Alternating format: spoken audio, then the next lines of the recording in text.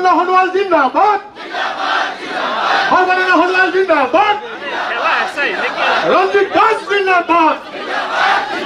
BJP জিন্দাবাদ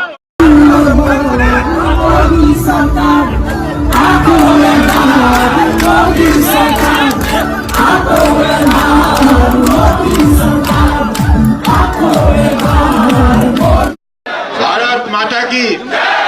भारत माता की আজি এই মুহূর্তত ভারতীয় জনতা পার্টি অসম প্রদেশের মুখ্য কার্যালয়ত উপস্থিত থাকা রাজ্যিক সভাপতি শ্রদ্ধেয় রঞ্জিত কুমার দাস ডাঙরিয়া রাজ্যিক কমিটির সাংগঠনিক সাধারণ সম্পাদক ফণীন্দ্ৰনাথ শৰ্মা ডাঙৰিয়া আমাৰ সকলোৱে আদর্শ অনুপ্রেরণার উৎস प्राक्तन भारत सरकार मंत्री श्रद्धा विजया चक्रवर्ती बाइदेव और उपस्थित मोर दलर सतीर्थসকল और परम श्रद्धार शुभाकांक्षी राइज और सांबादिक बंधुসকল ভাল কাম करिले ভাল फल पाय आज माननीय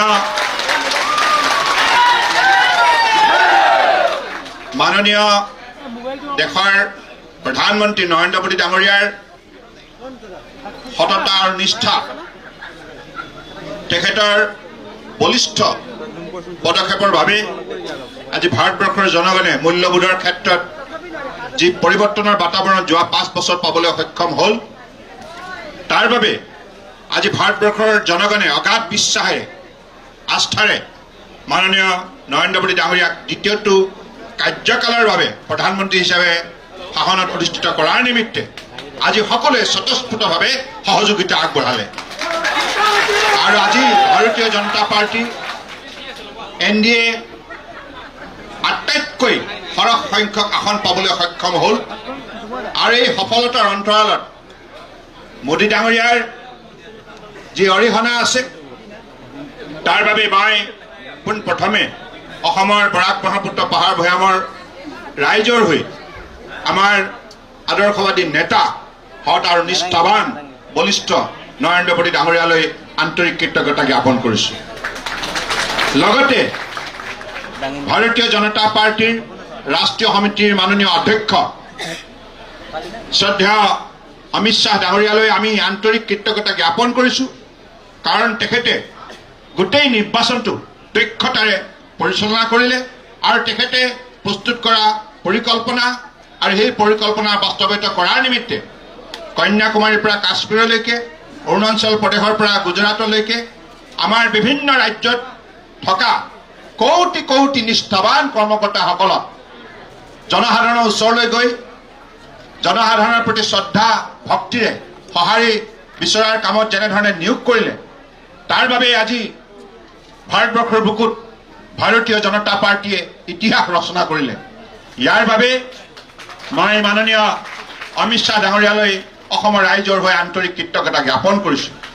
লগতে আজি অসমৰ বুকুত অসমৰ বৰাক ব্ৰহ্মপুত্ৰ পাহাৰ ভৈয়ামৰ ভোটদাতা ৰাইজে যেনেধৰণে ভাৰতীয় জনতা পাৰ্টি আৰু মিত্ৰজোঁটৰ BPF AGP সন্মিলিত গণশক্তি ৰাভা তিৱা আমাৰ প্ৰচেষ্টাক আদৰণি জনালে আন্তৰিকতাৰে আঁকোৱালি ল'লে সঁহাৰি জনালে তাৰ বাবে অসমৰ ভোটদাতা ৰাইজলৈ মই গভীৰ শ্ৰদ্ধা আৰু কৃতজ্ঞতা জ্ঞাপন কৰিছোঁ লগতে আমাৰ ৰাজ্যিক সভাপতি শ্ৰদ্ধেয় ৰঞ্জিত কুমাৰ দাস ডাঙৰীয়াৰ বলিষ্ঠ নেতৃত্বত আজি ৰাজ্যিক সমিতিৰ কৰ্মকৰ্তা জিলা মণ্ডল সমিতিৰ কৰ্মকৰ্তা বুথ কমিটিৰ কৰ্মকৰ্তাসকল পৃষ্ঠা প্ৰমুখ শক্তি কেন্দ্ৰৰ কৰ্মকৰ্তাসকল আৰু বিভিন্ন স্তৰত কাৰ্যনিৰ্বাহ কৰা আমাৰ মৰ্চাসমূহৰ কৰ্মকৰ্তাসকলে ঐক্যবদ্ধ প্ৰচেষ্টাৰে আমাৰ মিত্ৰজোঁটৰ সৈতে মিলি যেনেধৰণে পৰিশ্ৰম কৰিলে তাৰ বাবে সমগ্ৰ অসমতে লক্ষ লক্ষ ভাৰতীয় জনতা পাৰ্টিৰ নিষ্ঠাবান কৰ্মকৰ্তাৰ লগতে মিত্ৰজোঁটৰ কৰ্মকৰ্তাসকললৈ মই গভীৰ কৃতজ্ঞতা জ্ঞাপন কৰিছোঁ লগতে আমাৰ নেডাৰ আহ্বায়ক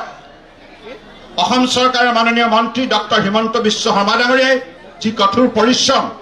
এই নিৰ্বাচনত তেখেতে স্বীকাৰ কৰিলে, যি কঠোৰ পৰিশ্ৰম কৰিলে, অসমৰ এমূৰৰ পৰা সিমূৰলৈকে বহু কষ্ট স্বীকাৰ কৰিলে,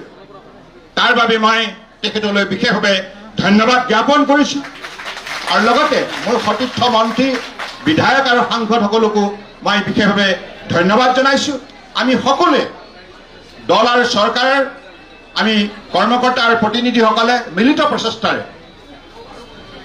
এটা পৰিয়ালৰ মানসিকতাৰে আমি অসমৰ বুকুত কাম কৰিলোঁ আৰু এই কামক আজি অসমৰ জনগণে আজি সঁহাৰি জনালে আৰু তাৰ বাবেহে আজি অসমৰ বুকুত আমি সফলতা অৰ্জন কৰিবলৈ সক্ষম হৈছোঁ।